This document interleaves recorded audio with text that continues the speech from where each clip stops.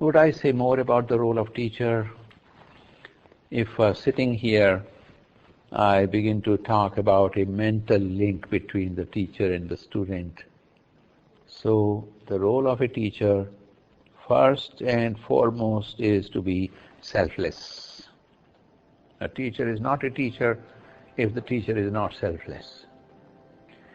If he is trying to get something from the student other than what benefits the student, he is no teacher.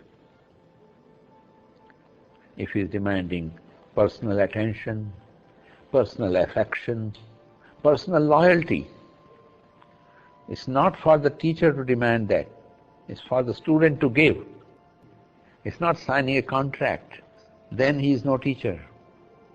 Along with that, the teacher sets an example with his life, with his body language, the way he looks at the student, the way he looks at someone who comes with animosity in his eyes, how he looks at that.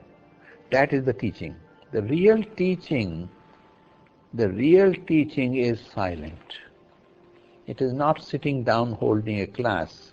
You know personally, I have had students for the last 33 years. I've never sat down, held a class with them. And they've become superb international teachers and traveling around and lecturing and guiding silence retreats. But I've never sat down and actually taught them.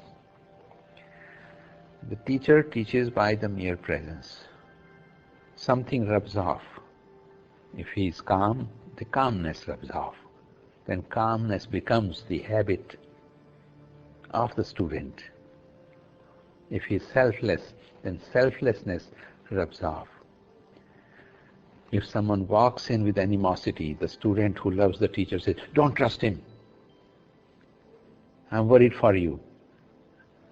But the teacher handles it very differently. He converts his animosity into friendship and lovingness without answering that concerned student.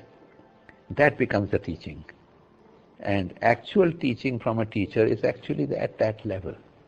A lot of people come to my ashram thinking, I'll sit down and I'll hold a class and I'll teach them. I hold classes, but it's not in the classes I teach. I teach people who work with me, stay up nights, taking dictation, and how I answer a certain letter, they look at that, and how I rest while working.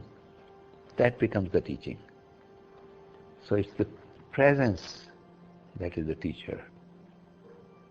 There's no technique to it. And it cannot be put in well-defined terms. First step in the teaching and second step in the teaching. It's all integrated and it's there.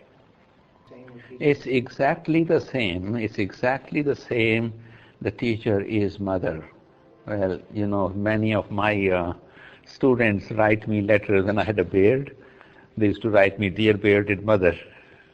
And I consider that to be the highest compliment I can get, because I love them like a mother. People have not understood the correct way of teaching the student. It's a pure mirror, clean mirror, and your emotion is reflecting in that the student. If you want to know what your state of mind is, look at the state of mind of the student. You will know what you are doing with your mind. So it is indeed exactly that. Your presence rubs off, reflects in the other mind, and that is teaching.